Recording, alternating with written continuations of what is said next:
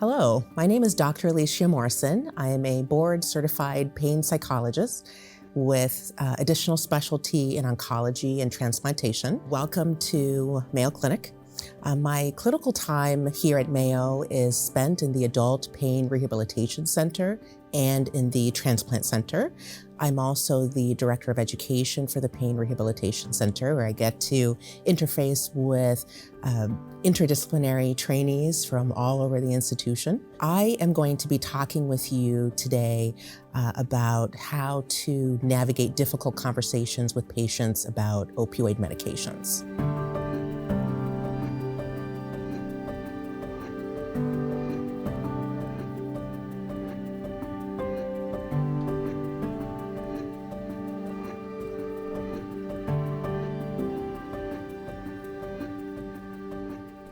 So many pain providers need to have conversations about tapering opioid medications with patients whose opioid use does not represent the most appropriate or effective treatment plan. This can sometimes be complex and difficult discussions to navigate with the patient due to a number of different factors, which I will discuss further. It is really important for you to remember that you are the expert, right? You are well-trained in being able to deliver evidence-based, safe, appropriate pain care to your patients. There are some cases where patients may have requests or demands for opioid medications.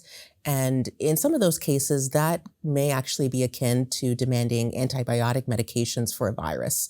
The treatment is not indicated, safe, or appropriate for the presenting problem. So I will be outlining a series of practical strategies that you can start to implement right away the next time you are in clinic with a patient navigating a difficult conversation about opioids. So in order to effectively have these conversations with patients, we really need to consider what factors contribute to what makes these conversations so challenging for patients and for providers.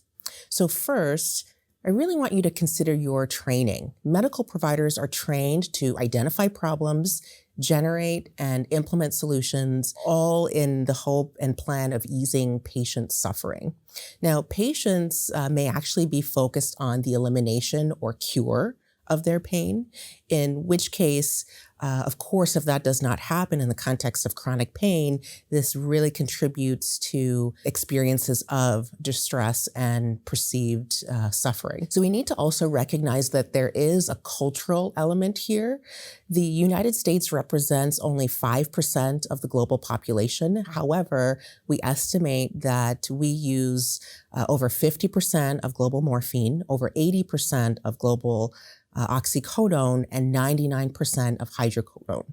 So culturally, we tend to view pain as something that needs to be addressed and cured, usually through the use of medications. Now, there are, of course, also systemic issues that contribute to this perspective.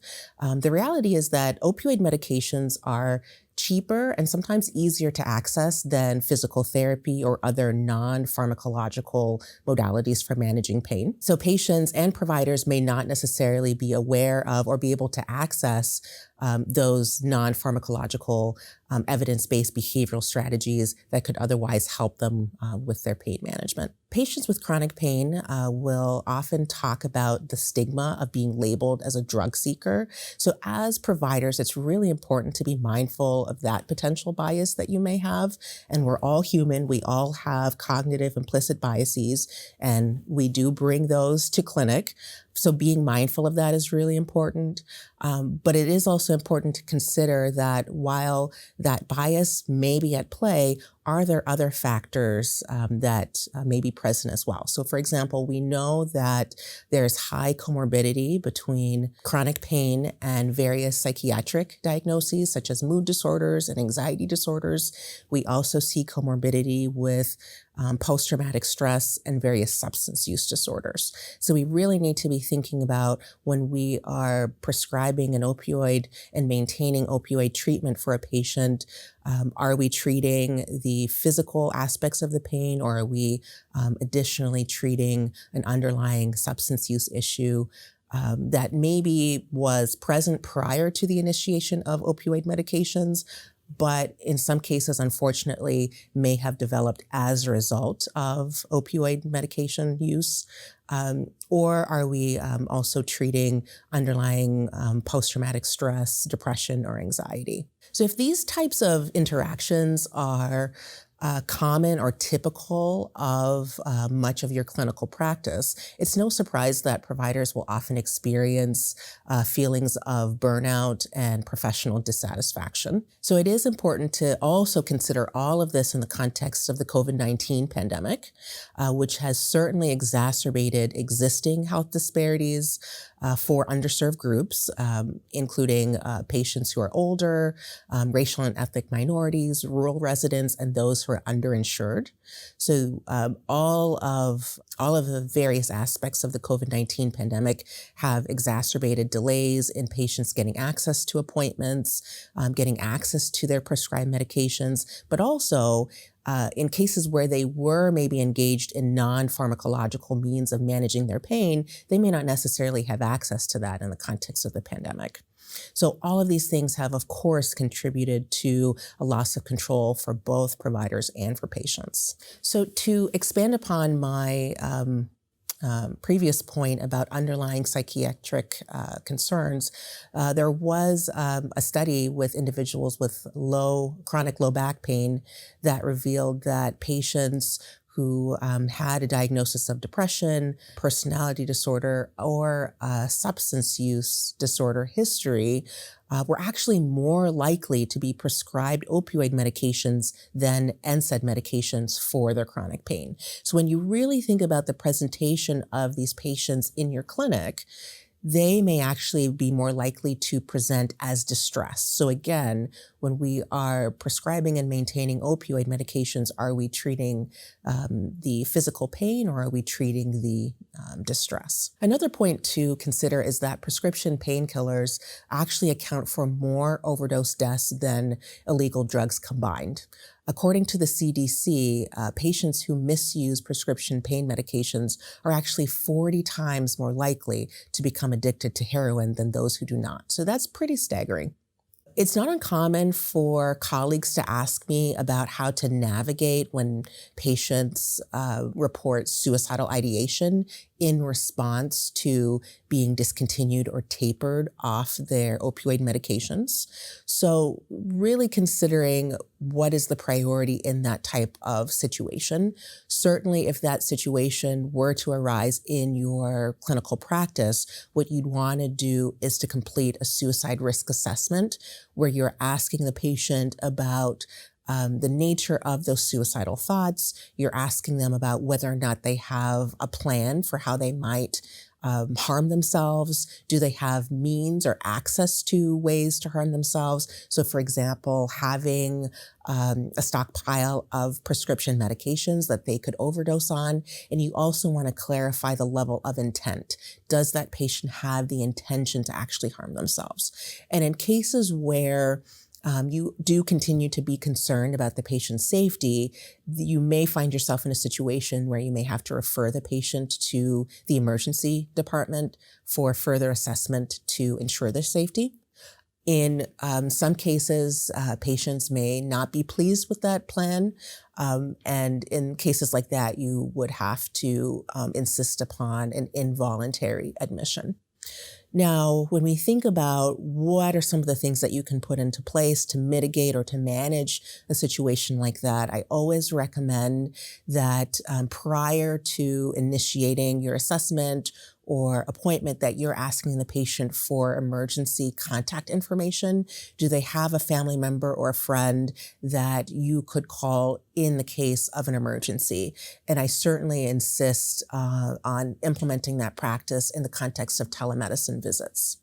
So here is an overview of the 6 practical strategies that I really want to expound upon that I'm hopeful will actually be helpful to you in the context of your clinic in navigating challenging conversations with patients about opioids. So the first is the importance of education. Research actually suggests that when individuals with chronic pain have a good understanding of the neuroscience and the physiology associated with their pain, that they actually report better overall functioning, and they're more likely to engage in behavioral non-pharmacological strategies to manage their pain. So providing patients with this education is really a way of validating them, letting them know that you believe that their pain is real. If they experience it, it is real. And also having that knowledge, what does that then mean for introducing other non-opioid strategies to manage that pain? So specifically, patients may not necessarily have a great understanding of the difference between acute and chronic pain. So providing that education is incredibly important. Helping patients understand what happens in the brain in terms of how the brain changes and responds to the experience of pain on a sensory level, but also how we respond to pain cognitively and behaviorally. And really through all of this, what you're really doing is normalizing the impact of pain on the individual. In 2020, the International Association of the Study of Pain actually revised their definition of pain to also emphasize the subjective nature of pain, the biological, psychological, and social contributors of pain, and the need to also respect individuals' reports of pain. So given the subjective and multifactorial nature of the experience, again, this really emphasizes that we believe that patients' pain is real, right? One of the phrases that I commonly hear in my practice and that you may hear as well is, well, is it all in my head? Or you think it's all in my head. And that has the implication that either the patient feels that providers or family members or friends assume that the pain has psychiatric or psychological causes, or it's the result of the individual just not being strong enough or have enough willpower to manage their pain. But really, this biopsychosocial definition of pain really emphasizes that, that, of course, the experience of pain is one, real, right? If they experience it, it is real. But two, that the experience of pain is in fact debilitating and does impact individuals' functioning in a pretty significant way. So here are just some examples of strategies that you can take when you are providing neuroscience education to patients and their family members about pain.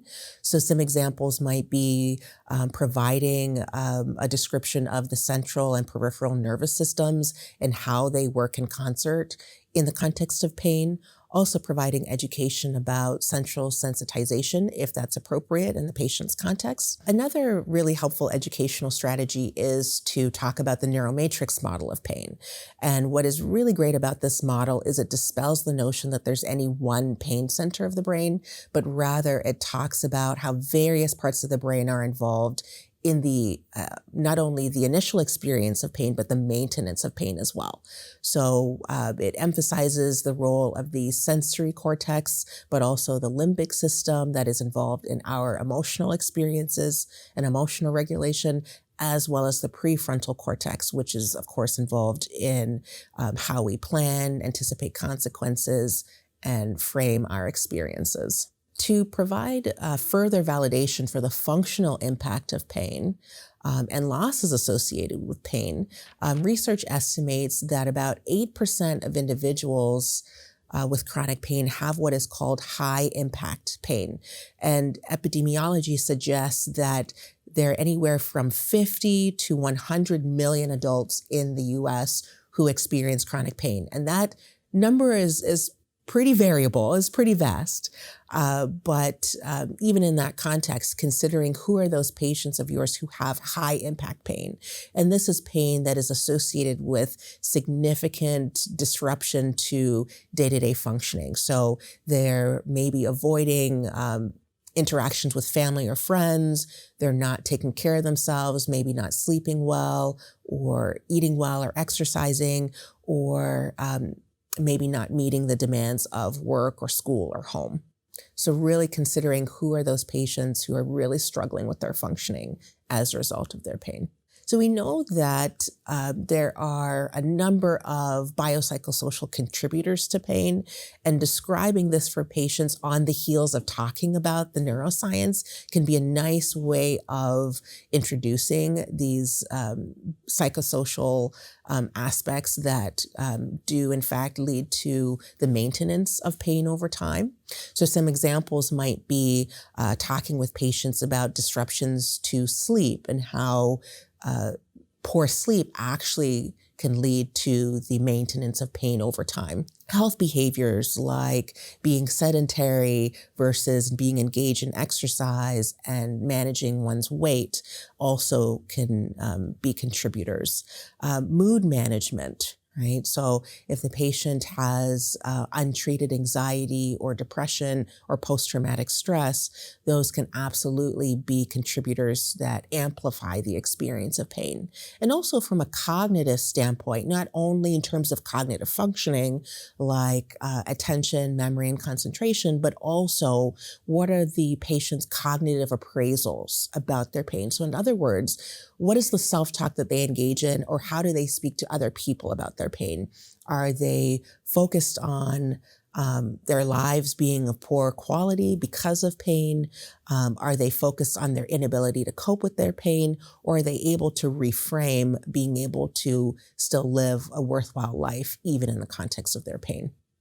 The second strategy that can be helpful in your respective practices is incorporating behavioral treatments. So the earlier you introduce the biopsychosocial model of pain and the earlier you introduce behavioral interventions for pain, the more you're really going to reinforce that while in some cases there are certain medications that can actually be very appropriate for patients, right? Medications, but also procedures and treatments as well.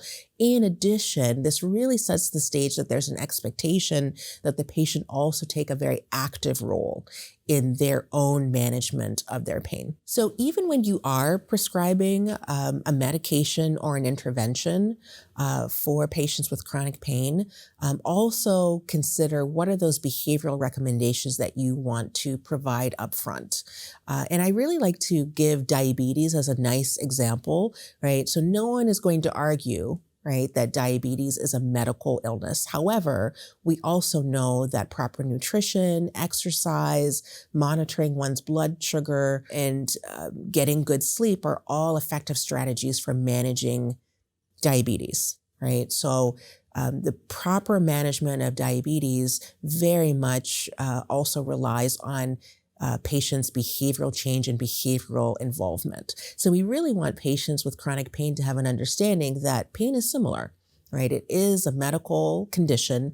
And also, in order to optimize functioning, it does really require behavioral changes on the part of the patient. I also want to emphasize the importance of writing behavioral scripts. Your prescription pad is very powerful, right? So when you are prescribing a medication, you're outlining when you want the patient to take it, how frequently in a given day or a given week, the dosage, and the duration of time you want them to take that medication. If you are going to be introducing behavioral recommendations, I strongly recommend that you write those as well. Right? So if you want a patient to follow up with physical therapy or to engage in more exercise, the more specific and prescriptive you can make your recommendation, the more likely it is that the patient is going to recognize, oh, this is really important. This matters for my care. My provider cares about this, and this is really important for me to follow through with. So here are a series of examples of biopsychosocial interventions for the management of pain. And we know that these strategies actually are highly effective in the context of patients as they're tapering opioid medications and shifting away from relying on opioids and other medications to manage their pain. So some examples here would be asking the patient about how they perceive their pain. What are their appraisals of the pain? A term that we use quite often in the biopsychosocial treatment of pain is pain catastrophizing. That's the tendency to anticipate the worst case scenario. My pain is killing me. I can't cope with this pain. This day is going to be terrible because I've had this flare up. helping the patient to be mindful of the ways in which they talk about their pain to themselves and others. Problem solving to allow the increase of activity. So it might be moderation or modification of certain activities, being more engaged in physical activity, setting a daily schedule that is not dependent on pain severity, but rather on the patient's goals. Talking with the patient about what they value, what is meaningful to them, is a really nice way of getting your foot in the door as you're thinking about how to introduce these more behavioral strategies. Helping the patient to be mindful of their pain behaviors. So we describe pain behaviors as those behaviors that remind themselves or other people that they're in pain, whether it's grimacing, groaning, or rubbing certain bodily areas, or staying in bed all day, avoiding family members or friends, taking higher than prescribed doses of medications in response to pain. These are all behaviors that we want patients to monitor and eventually eliminate in a safe way. From a social support standpoint, it can be really helpful to ask patients to think about who are those family members or friends that they can connect with to talk about topics totally separate from the experience of pain, really connecting on a level of talking about values and goals and interests, and shifting the focus from symptoms to life and functioning. Another important aspect is to remind patients of the importance of good sleep and proper nutrition. And we also want to be reminding patients about appropriate use of medications, but also reduction of healthcare utilization. So really providing education to the patient that we don't want them going to the emergency department for their chronic pain concerns. So overall, the emphasis here is on self-management. Like I had mentioned before, we really want patients to be taking an active role in their management of their pain. And I won't lie to you, this requires work and it takes time. And it's really, really important to emphasize that for the patient, to be honest and say, look, yes, taking an opioid medication might be quicker, maybe cheaper, but in the long run, even though these behavioral strategies are more timely and can be harder, the effects in terms of managing their overall functioning over time will actually pay off. The third strategy to consider is really being mindful of empathizing while also saying no. So recognizing that patients may be fearful, they may actually be even angry or frustrated as you're talking with them about tapering their opioid medications. It's really important to validate that concern and to ask them questions like, well, how has the medication been helpful to you? And giving them the opportunity to explain why they have continued to take the medication for the amount of time that they have, not wanting to discount that experience. And then once they've had an opportunity to talk about the potential benefits of the medication use, it can also be helpful to ask them, well, have there been any problems? Have there been any negative consequences?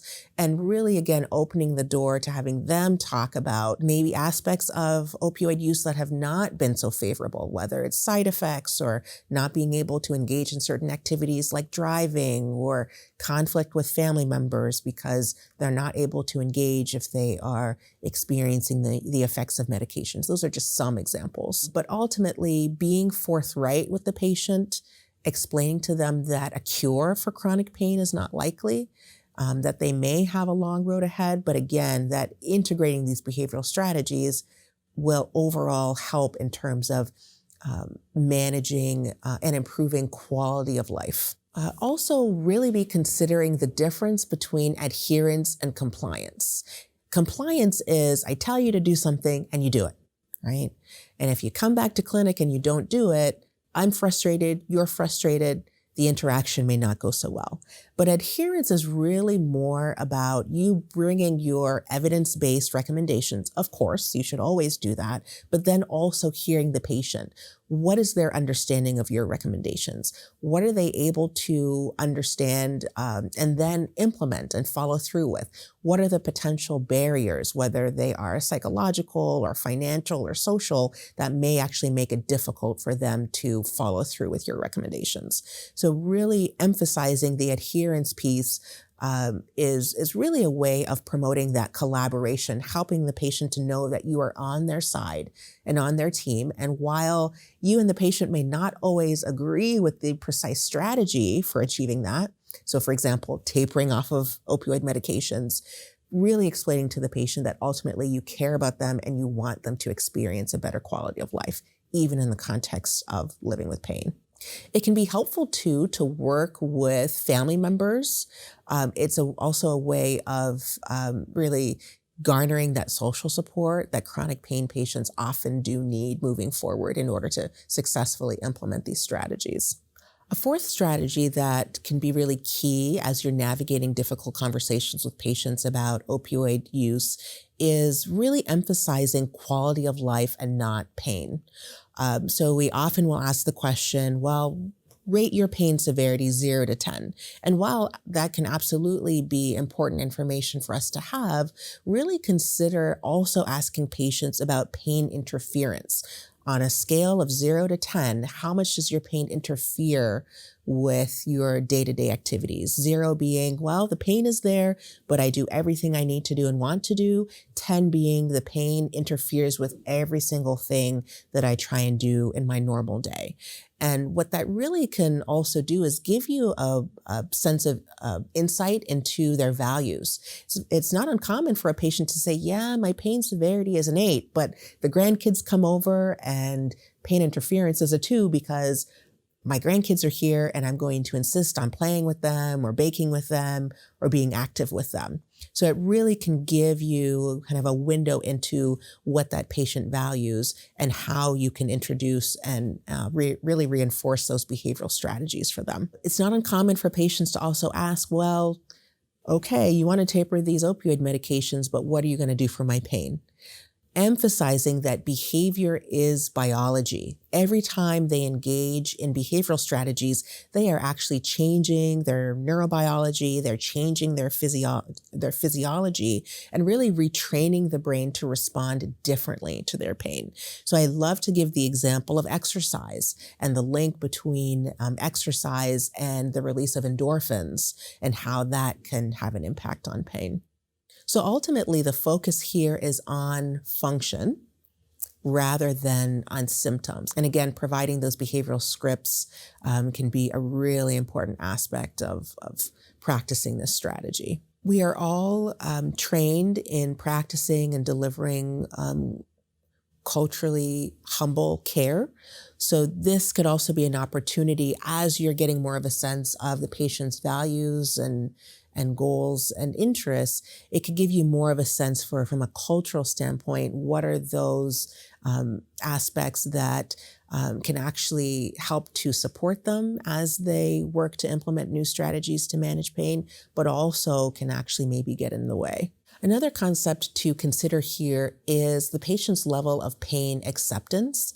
And it's really, really important to note that patients may push back on this idea of accepting their pain, but emphasizing for the patient that acceptance is really just the recognition of what is. It is the recognition of reality. It doesn't mean they approve of pain, but rather it's, I recognize that I do have this pain concern. I recognize that my provider is not recommending that I continue with opioid medications. And it gives me the opportunity, once I have come to terms with the reality, to then figure out how to commit to practicing other strategies. I have found that using outcomes assessment measures is an additional way of helping the patient to feel heard and validated when you're saying, okay, I hear your concerns. I want to make sure that we are tracking these issues over time. So every time you come into clinic and see me, there are certain questionnaires or measures that I want to make sure that we're tracking to really be able to take a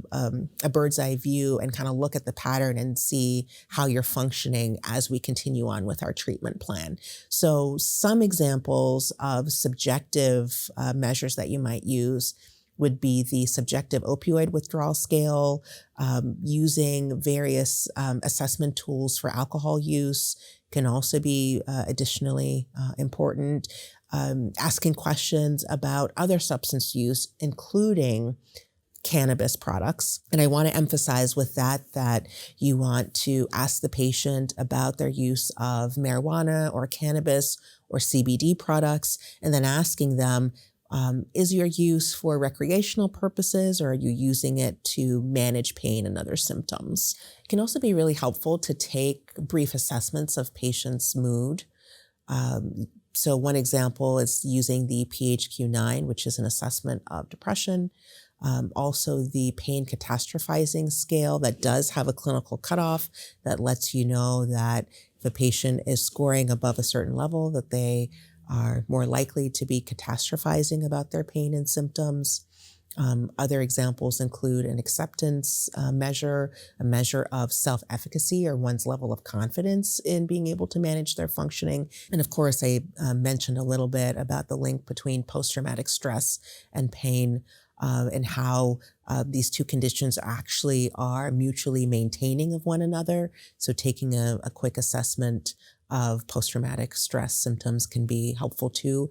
And the results of some of these assessment tools can actually then indicate whether or not you maybe need to refer a patient for a more comprehensive psychiatric assessment. On the more objective or clinician determined side, there are a number of different assessment strategies that can be used as well. The clinical opioid withdrawal scale, using physical therapy outcomes if the patient is engaged in PT, using biological outcomes like drug and alcohol screens can be very helpful. And then of course also monitoring the patient's healthcare utilization over time. So related to the use of assessment measures, I always recommend for individuals providing care to patients with chronic pain to have a list of referral resources, whether at your institution or in your community. So if you do find that there is a patient who maybe could benefit from occupational or physical therapy or working with a psychiatrist or a psychologist, being able to have those resources readily available for patients can be really helpful. Additionally, when we're talking about reinforcing patients' follow-up and follow through with these recommendations, emphasizing that you want to see them back. So I want you to go for physical therapy, and I want to see you again in 3 to 6 months to see how that's going and see how you're functioning. So it's really important to acknowledge that many patients do not have access to tertiary level pain care, and some patients with pain don't necessarily need it, but having a sense for what is comprised in interdisciplinary pain rehabilitative treatment can be very helpful. So this is just a summary of the many disciplines that are represented in this type of care, and those various behavioral strategies and concepts that I had talked about are very much integrated into the treatment plan for this type of treatment approach. But even if you or your patients do not necessarily have access to this type of program, really considering what are some of these individual disciplines that you could take advantage of in terms of either referring a patient or even consulting with colleagues in your institution or your community. When I was talking about the cognitive appraisals, it's very much a part of CBT for pain, helping patients to have an understanding for how they think about their pain, how they are able to engage in behaviors that are adaptive and healthy for them, even in the context of pain, really working on that pain acceptance piece to acknowledge the reality of pain, addressing negative affect and mood issues and anxiety issues if they are present. But ultimately, all of these strategies are really, again, about emphasizing self-management. And you're really helping the patient to recognize that we want them to be in control rather than their pain and symptoms. So what we know about outcomes from interdisciplinary pain rehabilitative programs is they're quite favorable. We do consistently see improvements in quality of life, pain acceptance, self-efficacy, as well as decreases in patients' tendency to catastrophize about their pain. We also see a reduction in pain interference and pain severity, which is fantastic, as well as a reduction in depressive symptoms. Additionally, what these programs show is that there are also improvements, even despite gender differences in pain presentation, but also medication taper differences. There's some pretty interesting outcomes from our program here at Mayo that actually shows that the pain rehab outcomes are comparable between individuals who start our program not on opioid medications and individuals who start our program on opioid medications and are actively tapering throughout treatment. So what that means is an individual can absolutely have success in terms of their improvements in functioning and quality of life, even as they're tapering their opioid medication. So it can be really important to also emphasize that for patients as you're having these discussions with them. We know that cognitive behavioral therapy is associated with increased activation in the prefrontal cortex. So it's important that patients have an understanding that CBT doesn't magically cure pain. But what it does is it can really help patients to better reframe their experience of pain. So rather than saying, oh, this pain is killing me, we want patients to get to a point where they're saying, yes, I'm having a difficult day with my pain and this is not easy, but I know I can get through it and I know I have strategies that will help me get through this day. In addition, we know that cognitive behavioral therapy for insomnia can have tremendous benefits for individuals who have sleep disturbance, but also have chronic pain. So again, it's emphasizing the importance of getting good quality sleep and how that can actually help a patient to better manage various aspects of their pain. We also have some pretty interesting evidence in the literature that e-health interventions can potentially be very promising for patients with chronic pain. So offering various evidence-based e-health interventions, whether they are focused on pain or mood management or helping to improve sleep, can all be beneficial. Here are just some examples of resources that can be helpful to you as providers, but to your patients as well. The top three are all resources that help to explain pain, so help patients to have more of an understanding of the neurobiology of pain. And the bottom three resources are more self-management resources that patients can take advantage of. The last point that I want to make that can also be helpful to you in your management of difficult conversations with patients is monitoring your own burnout.